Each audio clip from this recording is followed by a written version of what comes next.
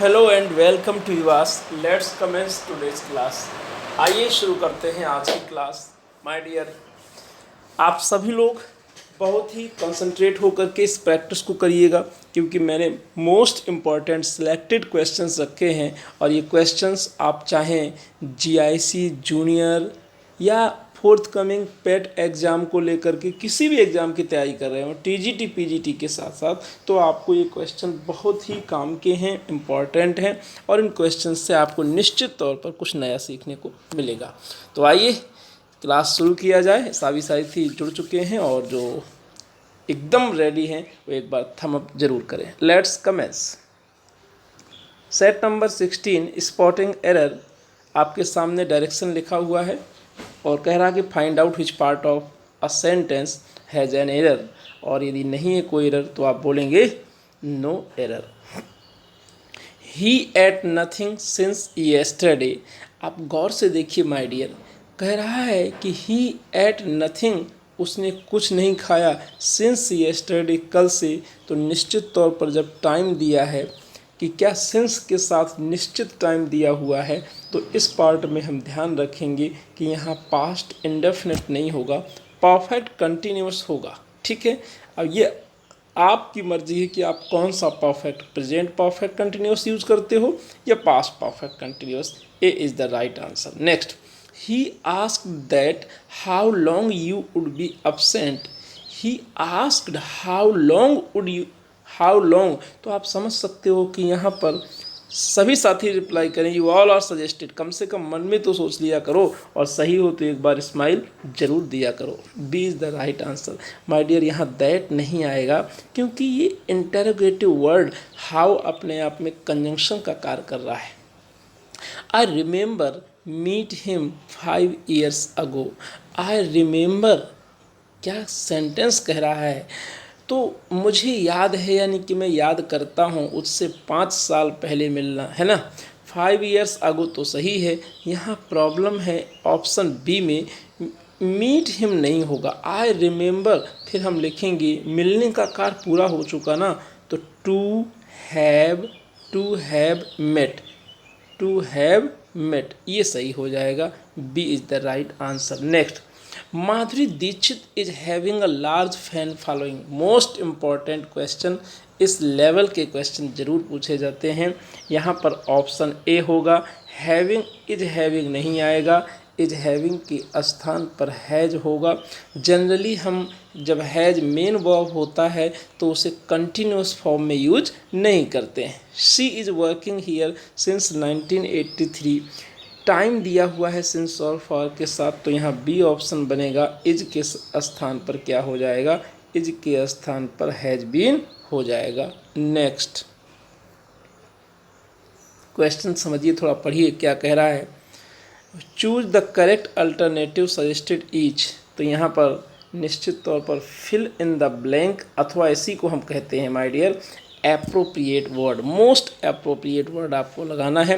Question number 6, today students should be reconciled the way things are changing. Reconcile के बाद कौन सा preposition आता है, आप सभी साथियों को बताना है कि रिकनसाइल्ड के बाद में क्या आएगा। मोस्ट इम्पॉर्टेंट क्वेश्चन, और यदि क्वेश्चन आपका सही है, B is the right answer, 2 आएगा, तो एक बार थम अप जरूर करें। Next, the countries economic growth was adversely. My dear, what is the meaning of adversely? Means badly. Adverse यानी बुरा, एडवर्सली बुरी तरीके से, by political instability, reflected, effected, affected, expected. Just reply, सभी साथी रिप्लाई करें। यहाँ पर कह रहा कि कंट्रीज इकोनॉमिक ग्रोथ, देश की वृद्धि बुरी तरीके से क्या हुई है, प्रभावित हुई है। माय डियर, यहाँ पर होगा affected. C is the right answer. Next question number 8, the agenda for the meeting is the notice. तो यहाँ पर सब्सक्राइब्ड होगा, डिलीवर्ड होगा, इनक्लोज्ड होगा या फॉरवर्डेड होगा। थोड़ा क्वेश्चन, अब देखो इस क्वेश्चन को आप कह सकते हो कि है तो ये ग्रामर सेक्शन से, लेकिन ग्रामर का कोई यूज नहीं, केवल और केवल वैकअप बेस्ड क्वेश्चन है। इसलिए मैं कई बार कहता हूँ कि वर्ड पावर स्ट्रॉन्ग करिए, अगर आपका वोकैब अच्छा है, जो लोग कहते हैं सर हमारा मीनिंग अच्छा नहीं है, मतलब कुछ भी अच्छा नहीं है, आपको वोकैब अच्छा करना है तो आप इंग्लिश में अच्छे हो जाओगे, है ना। तो सभी साथी रिप्लाई करें, यहाँ क्या लगा रहे हो, enclosed with C is the right answer. Next, he was accused of bringing money into the country in of foreign exchange rules, anticipation, compensation, perpetration, violation. तो सी और डी में कंफ्यूज हो सकते हो आप, क्यों जी भाई, परपेट्रेशन मीन्स अत्याचार होता है, वायलेशन मीन्स उल्लंघन। तो बताओ नियम का, रूल्स का क्या होगा, violation. D is the right answer. Next, one of the players forgot to turn up for practice, run away from schools, buy shoes for the exam, bring his books for the match। 10 number ध्यान रखिएगा। Today students should be, sorry यहाँ पर कह रहा है one of the players forget to. तो आपको बताना है कि one of the players forget to के बाद में क्या आएगा, turn up for practice. Very good, one of the players forgot to, turn up का मतलब है पहुंचना। Option is the right answer. Next question देख लेते हैं क्या कह रहा है। Choose the one which best expresses the meaning, यानी कि सिनोनिम। फोर्टिफाई मीन्स मजबूत करना, क्रिएट, जनरेट, प्रोहिबिट, स्ट्रेंथिन। फोर्टिफाई की मीनिंग माय डियर दो होते हैं, पहला तो मैंने बोला मजबूत करना, दूसरा किला बनाना भी होता है। D is the right answer. Next, atrocity, what is the meaning of atrocity, अत्याचार। एनवी, ईर्ष्या, वायलेंस, हिंसा, जेलसी, ईर्ष्या, एब्सर्डिटी। यानी कि इसका मतलब क्या होता है माय डियर, थोड़ा समझो यहाँ पर। एब्सर्डिटी मीन्स तो होता है एब्सर्ड, यानी कि बेतुकी बात, है ना। तो यहाँ एट्रोसिटी के अकॉर्डिंग सही आंसर हो जाएगा बी। नेक्स्ट, टेडियस, थकाऊ, डेवियस, डल, डिस्टिंक्टिव, डेरोगेटरी। बताएं सभी साथी, what is the meaning of tedious. Tedious मतलब थकाऊ, उबाऊ, नीरस। Dull is the right answer. सभी साथी तेजी से रिप्लाई करें। Paucity, option surplus, shortage, excess, meanness. Meanness का अर्थ तुच्छता होता है। देखिए सारे ऑप्शन देखते हैं, तब तक आप रिप्लाई करो। सरप्लस अधिकता, शॉर्टेज कमी, एक्सेस अधिकता, मीननेस तुच्छता। B is the right answer, shortage. Pacify शांत करना, calm down, satisfy, Rouse, rejoice. तो आप सभी जानते हो यहाँ पर सही आंसर क्या होने वाला है my dear, appease means calm down, यानी कि पैसिफाई। Next, opposite word. ये देखिए आ गया आपके सामने अपोजिट वर्ड। हेरिडेटरी, वंश से, वंशानुगत, वंश से प्राप्त किया हुआ, एक पीढ़ी से दूसरी पीढ़ी में पहुंचना। कैरीड, एक्वायर्ड, पजेज्ड, पजेज मतलब मालिक होना, regained. Which is the right answer, correct answer हो जाएगा बी, एक्वायर्ड। एक्वायर्ड मतलब हासिल करना, जन्म से लेकर के मृत्यु तक, from the beginning to the end. जो कुछ भी हम जीवन में सीखते हैं या प्राप्त करते हैं उसके लिए एक्वायर करते हैं। याद रखिएगा, हम नॉलेज को क्या करते हैं, एक्वायर ही करते हैं। जितना कुछ भी हम प्राप्त करते हैं वो सब एक्वायर है, अच्छा वर्ड है, भूलना मना है। Next question number 17। डिलीजेंट, मेहनती। डिलीजेंट का मतलब क्या होता है, मेहनती। Options, intelligent, lazy, boastful, notorious. The correct answer is lazy, B is the right answer. Dynamic मतलब गतिशील, क्रियाशील। अब आप ऑप्शंस देखिएगा, डायनामिक यानी कि मतलब गतिशील होगा। स्टेबल स्थिर, स्टिल शांत, लेजी आलसी, स्टैटिक स्थिर। अब तो कन्फ्यूजन होना जरूरी है। हमारी स्टेबल और स्टैटिक में अंतर समझिएगा, ठीक है। यहाँ स्टेबल नहीं होगा, स्टेबल का मतलब होता है दैट इज नॉट मूविंग, और डायनेमिक का मतलब गतिशील। तो लग तो रहा है कि ए होना चाहिए, लेकिन सही ऑप्शन होगा डी, स्टैटिक। क्यों, स्टैटिक का मतलब होता है जिसमें कोई चेंज ना हो। लोग कहते हैं स्टैटिक जीके, सुने होंगे, दैट इज नॉट चेंजेबल, जिसे परिवर्तित नहीं किया जा सकता। तो स्टेबल का अर्थ दृढ़ भी होता है, इसलिए ये नहीं होगा। D is the right answer. Question कैसा लगा? बारबरस, असभ्य, इम्प्रूव्ड, कॉर्डियल, सिविलाइज्ड, मॉडिफाइड। तो सही अपोजिट क्या होगा my dear? Civilised. Next, misery, इसी को लोग माइजर से जोड़ देते हैं, लेकिन नहीं, मिजरी का मतलब अलग है, कष्ट होता है। Glad, pleasant, enjoy, bliss. Bliss मतलब होता है परमानंद, तो मिजरी का मतलब परम कष्ट हो गया, तो सही option D. Next, idiom phrase, the reputed company is in the red due to the recession. In the red, कर्ज में होना कि खतरे में होना, जल्दी बताओ। इन द रेड का मतलब क्या होता है? Making money, losing money, in danger, spending money. क्या आप लोग इन डेंजर लगाने जा रहे हैं? सभी साथी बताएं। हाँ जी, क्या बताइए साथियों, क्या इसका आंसर सी होना चाहिए, in danger? Yes. Next, they were offered 6 months rent in lieu of notice to vacate the building, in lieu of most important के स्थान पर, in spite of, in place of, despite of, in addition to। the correct answer is B, in place of। next, 23, having no arguments to defend his point, the speaker began to beat about the bush। to beat about the bush, घुमा फिरा कर बात करना। options, wander across the word, speak in a half-chord manner, speak in a roundabout manner, make use of irrelevant reference। सी और D में हमारे साथी confuse होते हुए और सही आंसर की ओर कुछ साथी बढ़ रहे हैं। Make use of irrelevant reference, सही आंसर यही होगा my dear, D. D is the right answer. यहाँ पर राउंड अबाउट मैनर ना लगा देना, ठीक है? अरे राउंड अबाउट मैटर क्या होता है? जैसे इररिलेवेंट चीज़ें क्या होती हैं? मैं पढ़ा रहा हूँ आपको इंग्लिश, अब मैं बातें शुरू कर दूं कि माय डियर राष्ट्रीय मानवाधिकार आयोग के नए अध्यक्ष अरुण कुमार मिश्रा बने हैं, फिर मैं बताने लगूं कि ये भाई कौन सा युद्ध कब हुआ, तराइन की लड़ाई कब हुई, तो ये यहाँ पर इररिलेवेंट हो जाएगा ना, क्योंकि आप इंग्लिश पढ़ने के लिए खड़े हो, तो अन्य चीज़ों को जिक्र करना ये इररिलेवेंट होता है, ठीक है? प्रसंग से हट करके। इस समय आप सीख रहे हैं इंग्लिश, हाँ, कभी वक्त आएगा तो करंट भी सिखाऊंगा, डोंट वरी, है ना?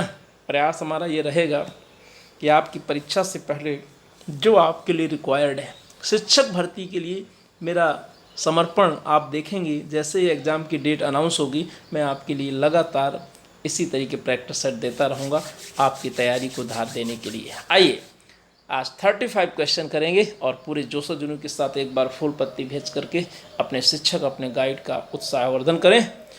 The Kenyan team prove to be the dark horse in the ICC world cup cricket. जब आप कई बार पढ़ते हो ना तो रिपीटेड क्वेश्चन मिलने लगते हैं। Strange intruder, a skill team, the most powerful, an unexpected winner.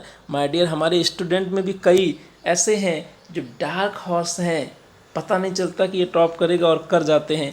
Paid test series जो चल रही है, उस डेली टेस्ट सीरीज में कई बार मैं ऐसा देखता हूँ। Option D is the right answer. Full test में कोई और ही टॉप कर जाते हैं।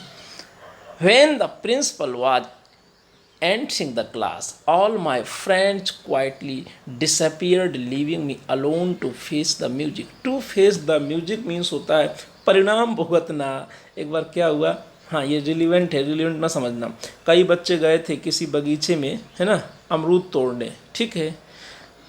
हाँ, अमरूद को आपके क्षेत्रीय भाषा में क्या कहते हैं मुझे बताइएगा तो मुझे अच्छा लगेगा, ठीक है? जैसे मेरे यहाँ बीही कहते हैं। तो अमरूद तोड़ने गए थे माय डियर कई बार। अब उस अमरूद तोड़ने के चक्कर में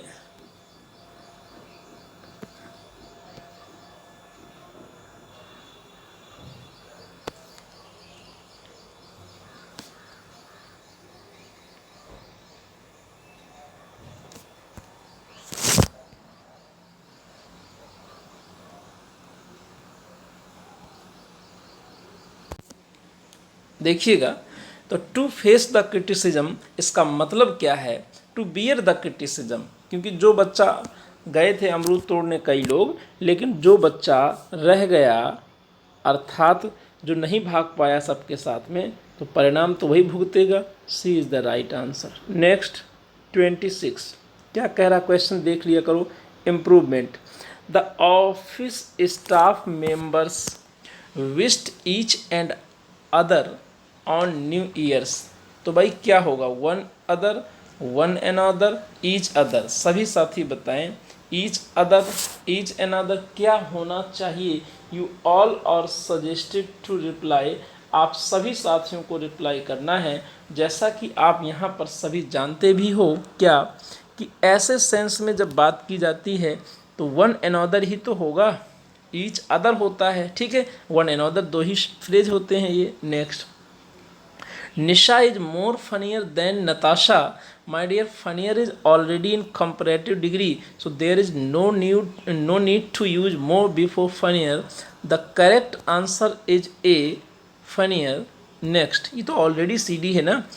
either Vijay or Vimal are going to be selected for the match. जब हमारा सब्जेक्ट ईदर और से जुड़ा होता है तो वह बाद वाले सब्जेक्ट के अकॉर्डिंग आती है। बाद में क्या है माय डियर, विमल है तो विमल के अकॉर्डिंग इज होगा। B is the right answer.